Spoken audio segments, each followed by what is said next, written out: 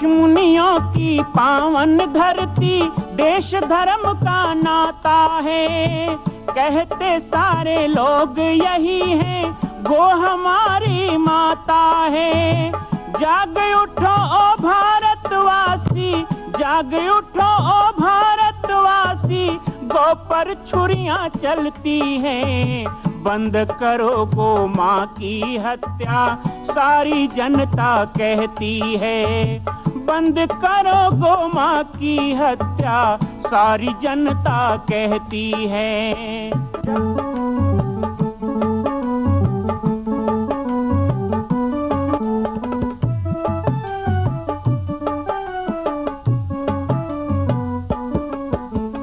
जगह जगह पर बूचड़ खाना, लाखों गौएं कटती हैं।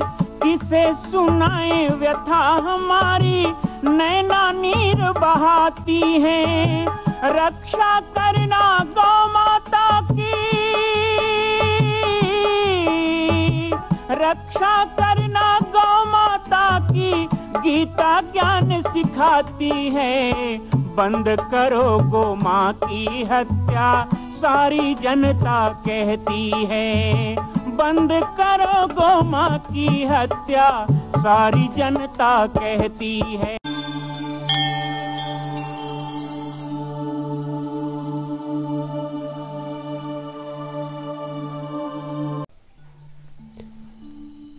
ओम श्री जानकी वल्लभो विजयते। स्वागत है आप सभी का शनिवार के रामचरितमानस पाठ कार्यक्रम में। बाबा जी की पाती के माध्यम से हम प्रति सप्ताह शनिवार को रामायण पाठ का आयोजन करते हैं। पिछले सप्ताह हमने आप सबके साथ चर्चा की, जे श्रद्धा संबल रहित नहीं संतन कर साथ, तिन कहो मानस अगम अति, जिनहि न प्रिय रघुनाथ। गोस्वामी तुलसीदास जी रामचरितमानस में एक जगह कहते हैं कि जिन्हें राम से प्रेम नहीं है, राम के प्रति भाव नहीं है, सत्संग में प्रीति नहीं है, ऐसे लोगों के लिए रामचरितमानस समझ से परे है। तो क्या ये सब करने के बाद रामायण की कथा में आना चाहिए? प्रश्न उठता है और मेरे पास कुछ जिज्ञासाएं भी आज हैं। हमारे साथ जबलपुर से प्रतिदिन बाबा जी की पाती देखने वाले सुबोध राय जी जुड़े हैं। सुबोध राय जी ने मुझसे एक प्रश्न किया कि रामचरितमानस को सुनने के क्या क्या नियम हैं और किन नियमों के आधार पर मानस को सुनने से उसका लाभ मिलेगा। आज आपके प्रश्नों पर हम थोड़ी चर्चा करेंगे। आइए रामचरितमानस को प्रारंभ करते हैं।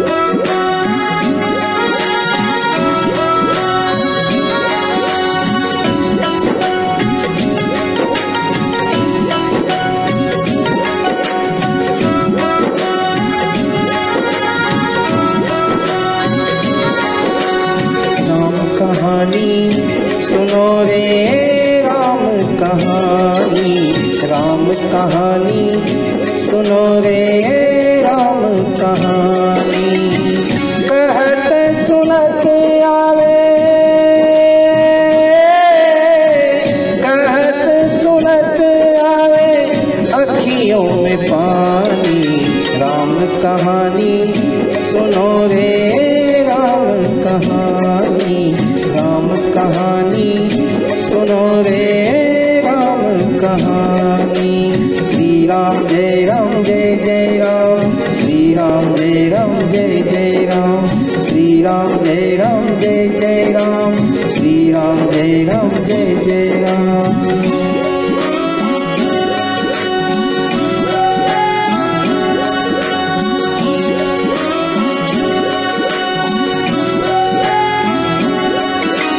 प्रसंग तो है, रामचरितमानस में यह प्रसंग है कि कुछ नियम हैं जिन नियमों के आधार पर रामचरितमानस को सुना जाए तो त्वरित फल मिलता है। लेकिन क्या बिना नियम के कोई आए तो उसे भगवान की कृपा प्राप्त नहीं होगी?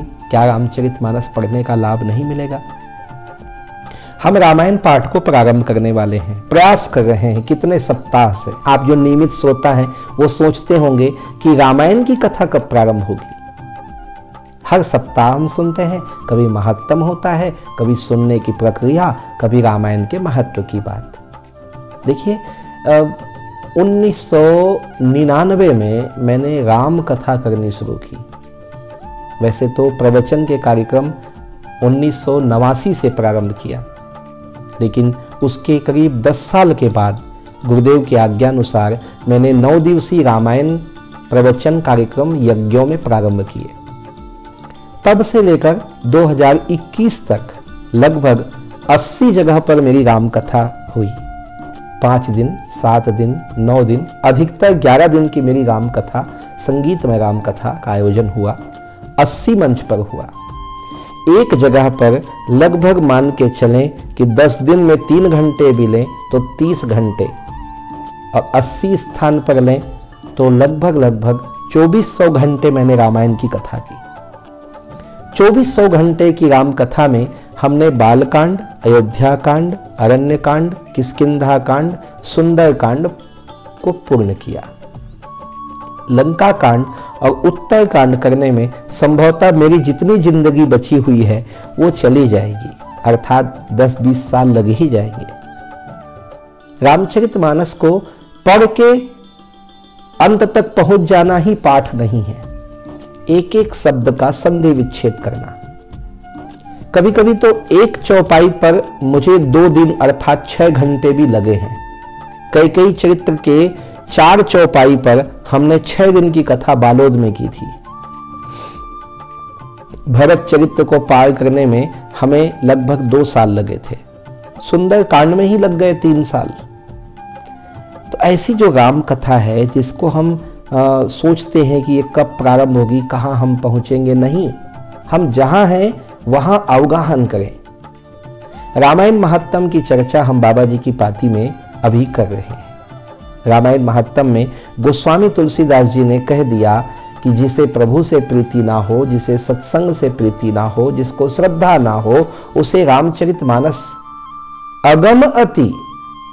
गंगा बहुत दुर्लभ है, गंगा तक जाना, गंगा में स्नान करना, लेकिन यदि हम गंगा जी तक पहुंच जाते हैं तो पूजन का सामग्री लीजिए, हाथ जोड़कर पूजन सामग्री, दीप धूप पुष्प से माँ गंगा को प्रणाम कर विधिवत संकल्प लेकर और उसके बाद स्नान कीजिए। हो सके वो कोई अच्छा तिथि हो, मकर संक्रांति हो, माघ पूर्णिमा हो, या फिर कुंभ का अवसर हो, तो कितना गुना फल मिलेगा, करोड़ों अश्वमेध यज्ञ के समान। लेकिन यदि गंगा जी में कुछ ना करते हुए एक सामान्य आदमी जाए, कपड़ा उतारे, कूदे, नहाए, शरीर का मैल धोए और आ जाए, तो क्या उसे कुछ नहीं मिलेगा? हमें पता है कि जो विधि विधान से करेगा उसको कई यज्ञों के फल मिलेंगे, लेकिन जो केवल जाके गंगा में डुबकी लगा लेगा उसे भी मानसिक शांति और शरीर को ठंडकता प्राप्त होगी। इसी तरह रामचरितमानस में जो विधि पूर्वक, नियम पूर्वक आकर अवगाहन करेगा, श्रवण करेगा, उसे अनंत गुना फल प्राप्त होगा, और जो केवल सुनेगा तो उसे भी सुख शांति प्राप्त होगी, हृदय में स्थिरता प्राप्त होगी। क्योंकि गोस्वामी तुलसीदास जी कहते हैं, स्वांतः सुखाय तुलसी रघुनाथ गाथा। ये रघुनाथ जी की गाथा मैंने अपने स्वांतः सुख के लिए रखी है। अभी कोरोना काल आया है, आप घरों में हैं, बहुत से लोगों के बहुत से कार्य कम हो चुके हैं, बच्चों की पढ़ाइयाँ बंद है, बहुत से काम आपके कम हुए हैं। आइए इस खाली समय का उपयोग कुछ समय रामचरितमानस के पठन पाठन में लगाएं। हमने तो इसीलिए रामचरितमानस पर विशेष आयोजन अपने बाबा जी की पाती में करने का भी सोचा है। कोरोना काल के इस अवसर पर हमारा ऑनलाइन सत्संग भी चल रहा है। सुबह 10 बजे से 11 बजे नीचे चल रहे मेरे व्हाट्सएप नंबर पर आप यदि अपना नाम पता मैसेज कर दें तो आपका भी नंबर जोड़ दिया जाएगा। 10 से 11 प्रतिदिन आप हमारी परिचर्चा में सम्मिलित हो सकते हैं। इसके लिए कोई नियम शर्त नहीं है, करते रहिए सत्संग, जहां मिले पठन पाठन सत्संग। इससे आपकी आत्म ऊर्जा बढ़ेगी और रामचरितमानस के भावों के आप नजदीक पहुंचेंगे। गोस्वामी तुलसीदास जी कहते हैं कि जिस तरह हम किसी मंदिर में जाते हैं तो अपने 2 जूते या दोनों चप्पल उतार देते हैं, इसी तरह रामचरितमानस में जब जाएं तो बुद्धि और अहंकार 2 का त्याग, इसमें बुद्धि ना लगाएं। जैसा सुने वैसा ग्रहण करें। इसमें बुद्धि लगाएंगे तो गलत होगा। किसने किसने बुद्धि लगाई? राम को जानने, राम को देखने, राम को समझने में माता सती ने बुद्धि लगाई, मोह के ग्रसित हो गई। नारद जी ने बुद्धि लगाई, मोहाशक्त हो गए। ब्रह्मा जी नहीं बचे। स्वयं इस रामचरितमानस के रचयिता नारद जी, जिन्होंने सीता जी को दिया। रामचरितमानस को जानने वाले और भगवान के स्वयं वाहन गरुड़ जी को मोह हो गया। जिसने बुद्धि लगाई वो मोह के वशीभूत हो गया। यहां बुद्धि नहीं, यहां समर्पण चाहिए। यहां बुद्धि नहीं, यहां शुद्धि चाहिए। अपनी बुद्धि नहीं, मन की शुद्धि यहां लगाइए। दूसरा, अहंकार नहीं होना, क्योंकि जैसे ही हम कथा की ओर आगे बढ़ेंगे धीरे धीरे अहंकार आएगा। मैं ऐसे मंच पे बैठ के आप लोगों को रामायण सुना रहा हूं, मुझे थोड़ा अहंकार हो जाना चाहिए कि मैं कथा सुनाने लायक हो गया। आप भी सुने। कई लोग कहते हैं हम हर शनिवार रामायण सुनते हैं, हमने तो किसी संत की 9 दिन पूरी रामायण सुनी है। इतना भी अहंकार नहीं होना। वक्ता या श्रोता को बुद्धि और अहंकार से वापस, ये केवल श्रोता के लिए नियम नहीं, ये वक्ता के लिए भी नियम है। बोलने वाला भी बुद्धि और अहंकार से दूर हो और सुनने वाला भी बुद्धि और अहंकार से दूर होकर रामचरितमानस का श्रवण करे। अभी हम रामचरितमानस के महत्तम के साथ साथ आपको यह बताना चाहते हैं कि रामचरितमानस कैसे सुने, इसका विधि विधाई क्या है।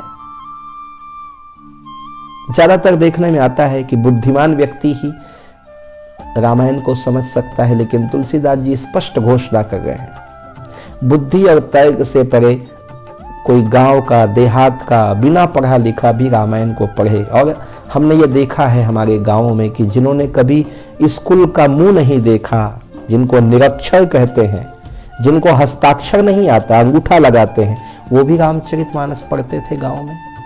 पढ़ते ही नहीं थे बल्कि पूरा याद था उनको रामचरितमानस। और आज पढ़े लिखे सभ्य समाज कहे जाने वालों को रामायण की एक चौपाई भी नहीं आती। तो अनपढ़ कौन हुआ, ये हमको विचार करना है। रामचरितमानस में मन, वचन और कर्म से चतुरता को छोड़कर भगवान कहते हैं सारी चतुराई छोड़ दो। चतुराई अर्थात पर्दा। जब प्रीत किया तो पर्दा कैसा? कबीर ने कहा, प्रीत तहां पर्दा नहीं, पर्दा तह नहीं प्रीत। और प्रीत पर्दा अर्थात प्रेम और चतुराई दोनों रखे, प्रीत पर्दा दोनों रखे, ये है दुश्मन की रीत। हम प्रभु से भक्ति करना चाहते हैं तो चतुराई का पर्दा छोड़ देना चाहिए। श्री राम जी के जीवन को समझने के लिए, साथ साथ अपने जीवन को दर्शन करने के लिए हमें अहंकार और बुद्धि का पूर्णतः त्याग करना है। और स्वांतः सुखाय तुलसी रघुनाथ गाथा। हमें तर्क वितर्क करने के लिए, रामायण पे पीएचडी करने के लिए रामायण नहीं सुनना है, न कहना है। हमें अपने स्वांतः सुख, और जितना समय हम राम कथा के समीप बिताते हैं उतना समय हमारा अमूल्य समय हो जाता है, जीवन का बड़ा सुखमय समय हो जाता है। बिल्कुल खाली होकर आपको कथा में आना चाहिए। जिस तरह खाली घड़े में अमृत डाला जाता है और यदि उल्टा घड़ा हो उसमें अमृत भी डाला जाए तो वो सब व्यर्थ में चला जाएगा। हमें तो भगवत चरित्र सुनना है, हमें तो भगवान की कथा सुननी है। जैसे एक किसान खेत में बीज डालने जाता है, उसे पृथ्वी पे भरोसा होता है कि मैं बीज डालूंगा धरती में तो धरती मुझे कई गुना वापस करेगी। ऐसे ही मुझे तो भगवत चरित्र सुनना है, बदले में मुझे जो कुछ भी प्राप्त होना है वो तो होना ही है। मेघ की गर्जना से मोर तैयारी नहीं करता, बसंत ऋतु के आगमन से कोयल तैयारी नहीं करती। ऐसे ही भगवत कथा सुनने के लिए हमें कुछ सोच विचार तैयारी नहीं करना है। ऐसे जैसे एक जुलाहा कपड़े को रंगता है तो कपड़ा तैयारी नहीं करता, जुलाहा तैयारी करता है। कपड़ा तो बस समर्पित हो जाता है। रामायण की शुरुआत में हम मिट्टी की तरह बने। मिट्टी को जब कुम्हार खोदता है मिट्टी कुछ नहीं बोलती, समर्पण। उसे पानी डाल के सड़ाता है, मिट्टी कुछ नहीं बोलती। उसके ऊपर चढ़ के गूंथता है, उसको पैरों से रौंदता है, मिट्टी कुछ ना बोली। चाक पे चढ़ा के घुमा देता है मिट्टी को, मिट्टी कुछ ना बोली। और एक दिन आग में डाल दिया, मिट्टी कुछ ना बोली। पक्का के निकाला, बाजार में रखा, लोगों ने बजा बजा के देखा, मिट्टी कुछ ना बोली। घर पहुंच गई किसी के और उसके गले में रस्सी बांध के एक महिला ने कुएं में उतार दिया। पत्थर की ठोकर लगी, मिट्टी फूट गई, मिट्टी कुछ ना बोली। उठा के फिर मिट्टी में फेंक दिया, मिट्टी मिट्टी हो गई पर मिट्टी कुछ ना बोली। कितना समर्पण आपके जीवन में हो। रामचरितमानस नाम दिया, रामायण नहीं दिया। रामायण बहुत प्रचलित है इसलिए हम बोलते हैं, परंतु इस ग्रंथ का नाम है रामचरितमानस। रामचरितमानस अर्थात एक सरोवर की उपमा इसे दी गई। हम 2 बार कैलाश मानसरोवर गए हैं।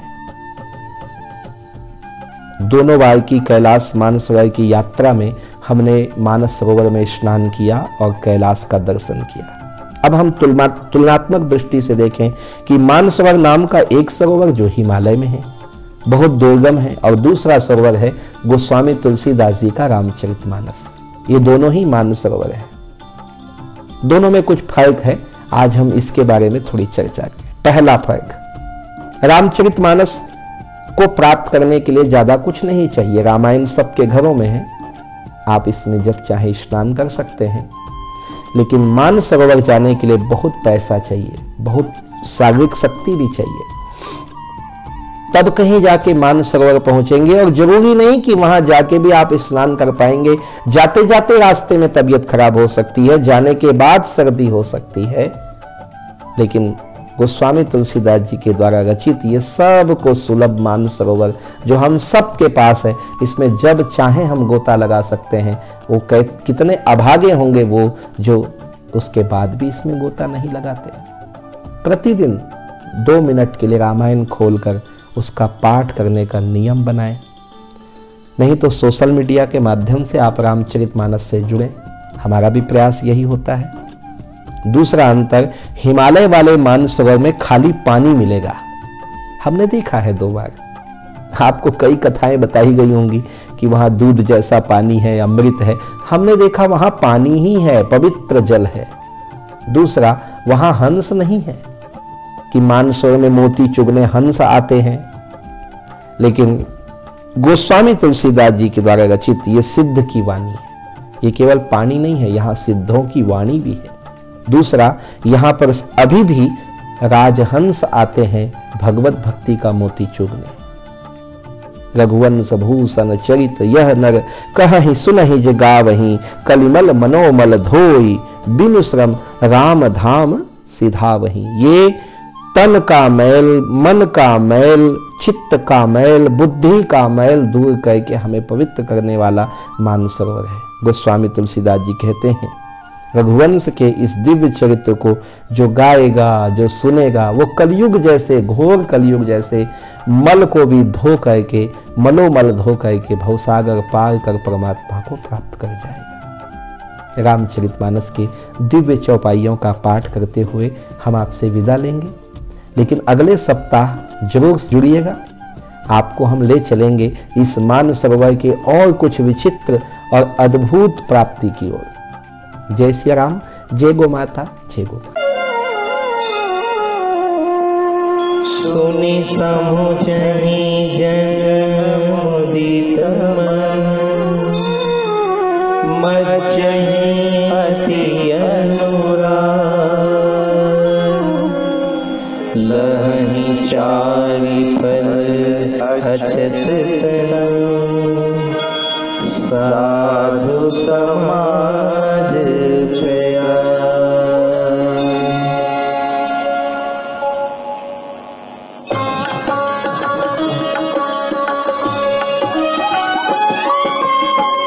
मज्जन फल पेखिय तत्काला,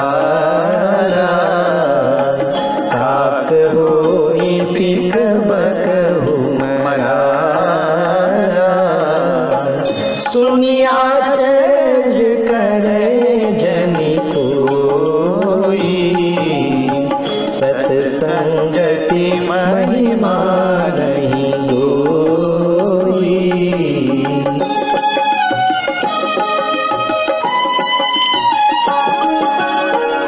वाल्मीकि नारद घट जोनी, निज निज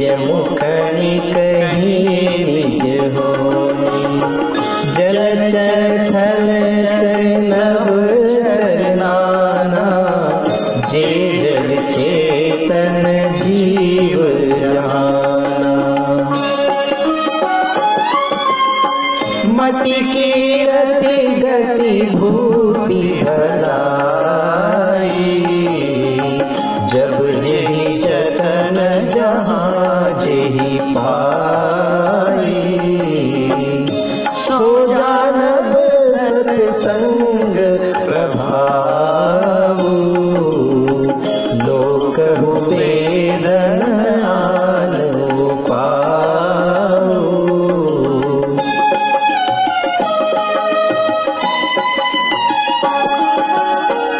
बिनु सत्संग विवेक न होई, राम कृपा बिनु सुलभ न सोई। सत्संगत मुद मंगल मूला, सोई फल सिद्धि सब साधन फूला। सठ सुध रही सत्संगति पाई, पारस परस कुधात सुहाई। विधिवश सुजन कुसंगत पई, फणि मणि सम निज गुण अनुसरई।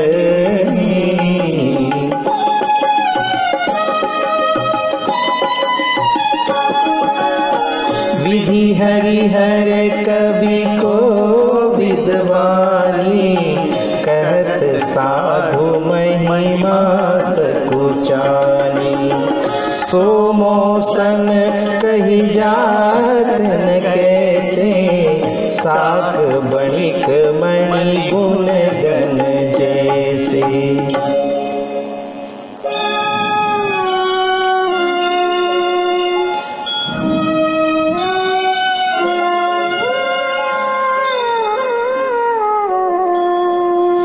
बंदो संत समान चित, हित अनहित नहीं कोई। अंजलि गत शुभ सुमन जिमी, सम सुगंध कर दो।